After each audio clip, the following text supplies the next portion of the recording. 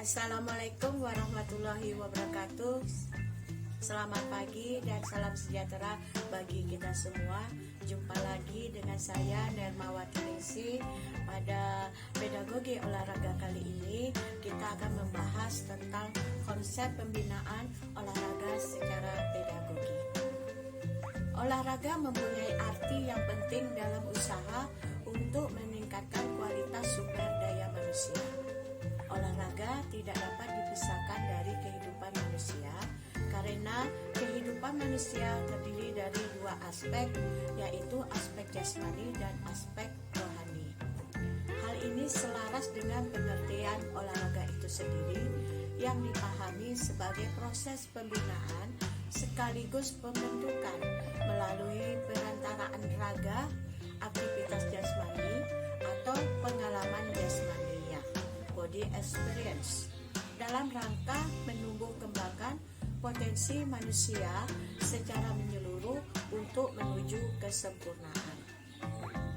Ilmu keolahragaan merupakan salah satu bidang ilmu yang terus mengalami perkembangan yang menggembirakan pada tahun belakangan ini.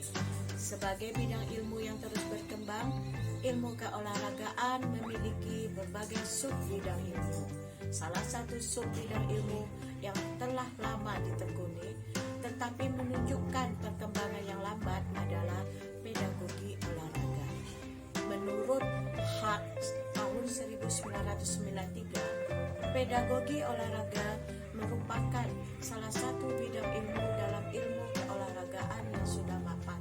Sebagai bagian dari ilmu keolahragaan, pedagogi olahraga merupakan gabungan antara ilmu pendidikan dan ilmu keolahragaan. Artinya, pedagogi olahraga merupakan sebuah bidang kajian yang menelaah pendidikan lewat olahraga. Bambang Abdul Jabbar 2011 menyebutkan, pedagogi olahraga adalah nama baru yang mencoba memadukan konsep pendidikan jasmani, pendidikan olahraga, dan olahraga pendidik. Ditinjau dari aspek perkembangannya, pedagogi olahraga diarahkan pada pengenalan batang tubuh pedagogi olahraga itu sendiri yang salah diterapkan sebagai medan penelitian, sekaligus pengembangan ilmu yang melandasi semua upaya yang mengandung intensi yang bersifat mendidik. Itulah lahan pedagogi olahraga memiliki peluang pengembangan dan penerapannya tidak hanya dalam lingkup penyelenggaraan pendidikan jasmani dan olahraga di sekolah atau lembaga formal, tetapi juga di luar prasekolah seperti perkumpulan olahraga, terutama klub-klub pembinaan olahraga usia dini. Merujuk pada pemaparan di atas, sehingga kata lain olahraga bisa diartikan dalam arti yang lebih luas, sehingga bukan hanya sekedar kegiatan jasmani pada waktu senggang sebagai pelepas lelah, atau dengan kata lain untuk membentuk pembinaan kebugaran jasmani. Akan tetapi juga olahraga merupakan kegiatan jasmani kompetitif yang berisi kegiatan perlombaan atau pertandingan untuk memperagakan prestasi yang optimal. Pedagogi olahraga, sport pedagogi adalah sebuah disiplin ilmu keolahragaan yang masih muda usianya dengan sangat ditempatkan untuk mengintegrasikan subdisiplin ilmu keolahragaan lainnya untuk mendukung pemahaman bagi kelangsungan proses pembelajaran atau tindakan yang bersifat mendidik. Proses pembelajaran itu melibatkan keterjadian transaksi antara guru, pelatih, dan peserta didik serta atlet. Permasalahan dalam ini seorang juara dalam cabang olahraga diperlukan peranan dari berbagai pihak. Di antaranya adalah atlet, pelatih, pengurus, adanya kompetensi serta sarana dan prasarana yang memadai.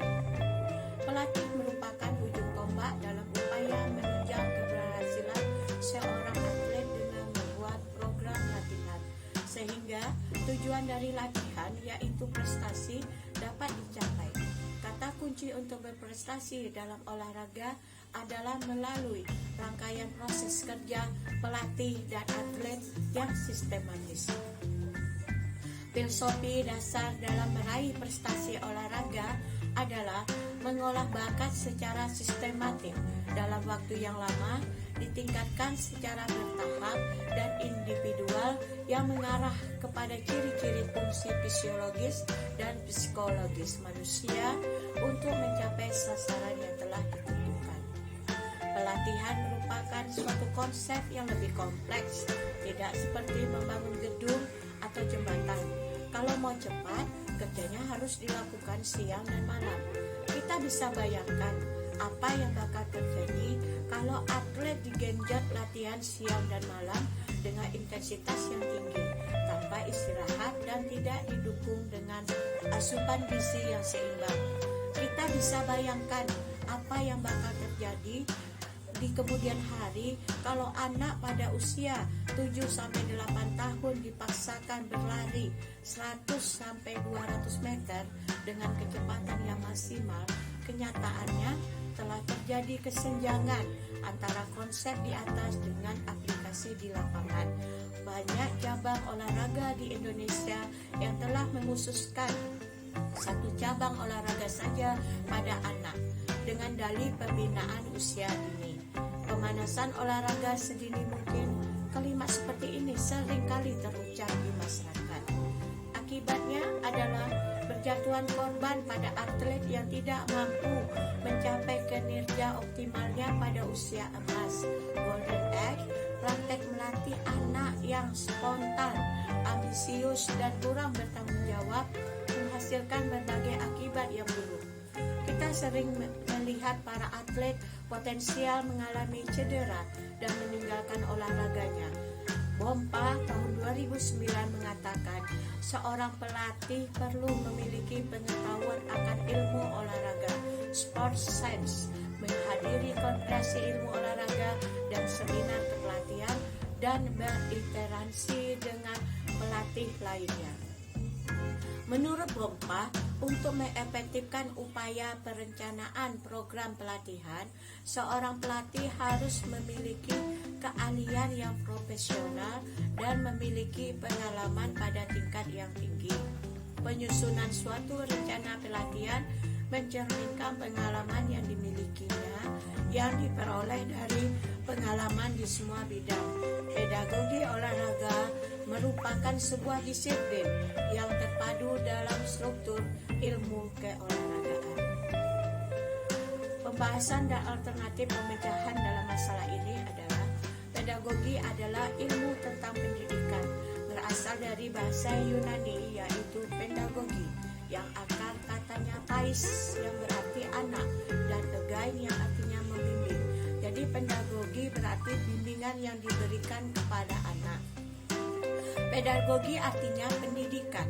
Pedagogik berarti ilmu pendidikan. Pedagogik atau ilmu pendidikan adalah ilmu pengetahuan yang menyelidiki, merenungkan tentang gejala-gejala perbuatan mendidik. Pedagogi olahraga atau ilmu pendidikan olahraga dapat didefinisikan sebagai bidang teoretikal dari ilmu olahraga yang berhubungan dengan kemungkinan dan batasan pendidikan olahraga. Kajian ruang lingkup sport pedagogi istilah lazimnya dan disepakati di tingkat internasional memang tidak lepas dari pemahaman kita terhadap eksistensi ilmu keolahragaan. Inti dari pemahaman itu sendiri terdiri dari dua cabang disipliner di mana olahraga dianggap sebagai sebuah kategori umum dan aktivitas manusia dan dipahami dengan mengacu pada pola dasar kajian seperti biologi, psikologi, dan sosiologi dan cabang psikomotor. Sehingga dapat diartikan bahwa pedagogi olahraga adalah sebuah disiplin ilmu keolahragaan yang melandasi semua praktik dalam bidang keolahragaan yang mengandung maksud dan tujuan untuk mendidik. 1. Landasan filosofi pedagogi olahraga. Pandangan dualisme Descartes yang memahami dikotomi jiwa dan badan berpengaruh terhadap profesi di bidang keolahragaan, yakni raga dipandang semata-mata sebagai objek yang diungkapkan dalam perumpamaannya yang lazim dikenal the body instrument, the body machine, atau the body computer. Sebagai akibatnya, maka sedemikian menonjol pandangan yang mengutamakan aspek raga sehingga fisiologi dan anatomi menduduki posisi yang amat kuat dalam penyiapan tenaga guru pendidikan jasmani, dan pendidikan jasmani dipahami sebagai sebuah subjek yang penting bagi pembinaan fisik yang dipandang sebagai mesin. 2. Konsep pelatihan fisik berorientasi biologis. Konsep olahraga yang berlandaskan pada pemahaman pelatihan fisik biologis berakar pada sistem gimnastik atau senam Swedia. Per Henrik Ling memandang perkembangan fisik dapat dicapai melalui gerak yang terpilih dengan baik. Pada awal abad ke-20, sistem ini melandasi sistem pendidikan jasmani di Eropa dan Amerika Utara. Ide itu berakar pada pembinaan pemahaman bahwa badan itu merupakan sebuah mesin, sebuah instrumen, karena konteks sosial mengandung ancaman terhadap keberfungsian mesin itu. Maka kerangka rujukan teoritis adalah subdisiplin biologis medis. 3. Konsep pendidikan melalui gerak pedagogistik. Asal konsep ini bersumber dari filantropi dan ide Gusmunds tentang Lesburgungen dan juga dalam aliran Austria dalam pendidikan jasmani yang di negara berbahasa Jerman. Konsep ini disebut Bildungstheoretische. Asumsi dasarnya adalah bahwa gerak merupakan medium yang paling baik untuk eksplorasi, komunikasi, dan perkembangan pribadi secara umum. Jika dalam model pertama orientasi pada adaptasi biologis, dalam model kedua ini orientasinya pada fungsi eksplorasi dan komunikasi dari gerak. Fungsi eksploratif ini merujuk ke kenyataan bahwa anak khususnya kontak dengan dunianya dan mengeksplorasi serta memperluas dunia mereka melalui gerak menggerakkan dirinya dan memanipulasi lingkungannya. Fungsi komunikasi merujuk kepada kenyataan bahwa manusia dapat berkomunikasi dan belajar peranan sosial melalui gerak dan bermain. 4. Konsep perkembangan motorik, motor development. Heine 1995 mendefinisikan perkembangan motorik adalah perubahan tingkah laku motorik yang terjadi karena proses kematangan dan lingkungan. Kematangan merupakan perubahan yang terjadi pada tubuh dalam suatu periode waktu. Hasil belajar merupakan salah satu perubahan pada tingkah laku motorik. Hasil belajar dapat saja akan berbeda pada masing-masing individu karena dipengaruhi oleh kerangka tubuh dan kedewasaan atau kematangan. Perkembangan motorik adalah suatu proses. Perkembangan motorik merupakan perubahan di dalam tingkah laku, gerakan anak balita, anak-anak, remaja, dan dewasa.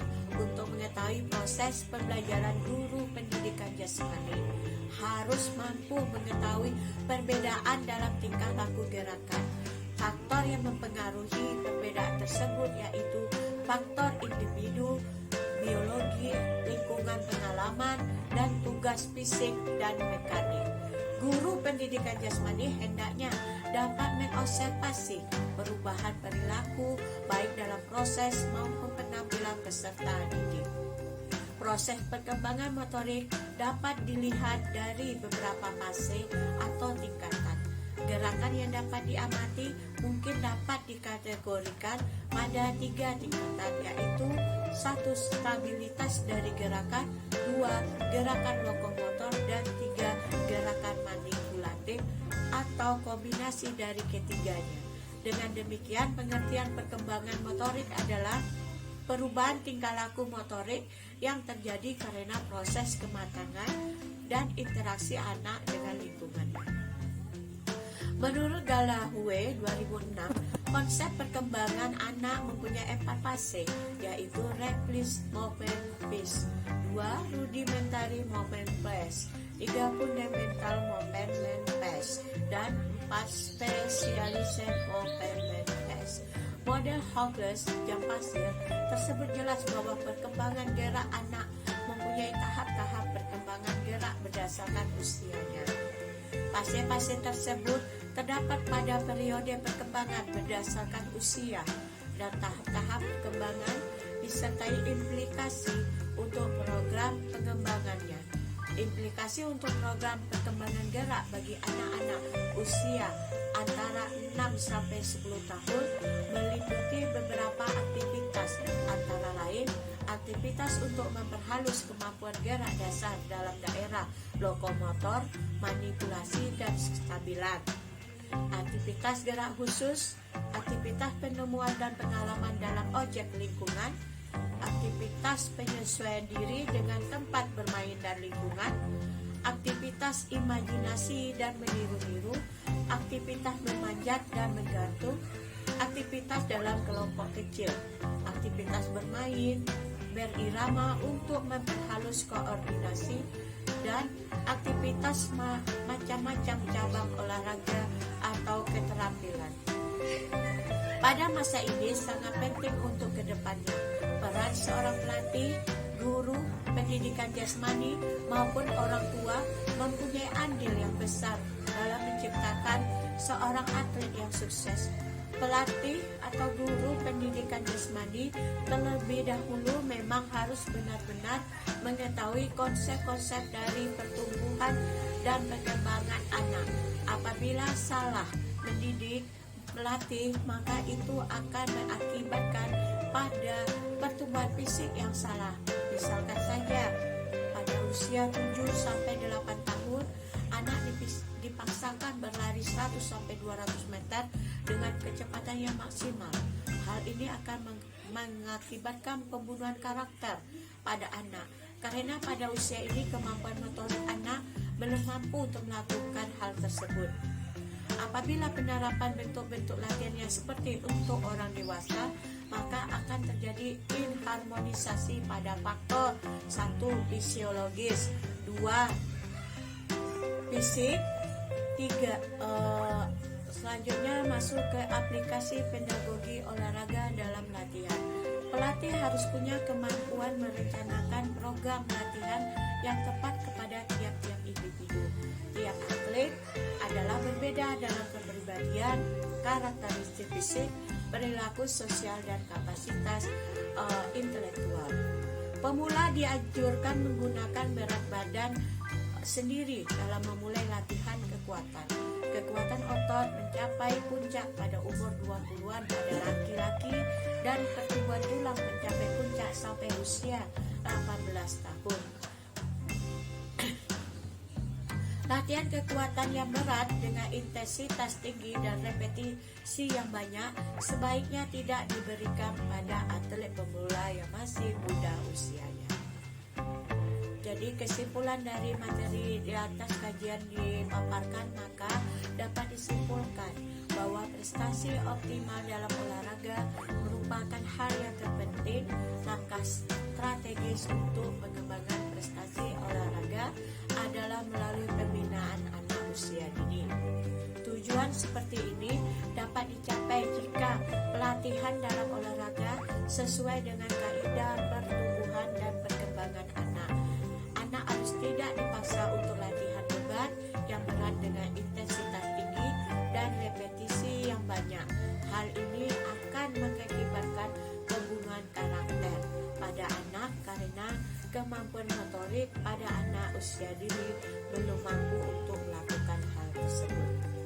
Saran, pelatih atau guru pendidik jasmani yang terlibat dalam berbagai olahraga dituntut untuk menerapkan prinsip-prinsip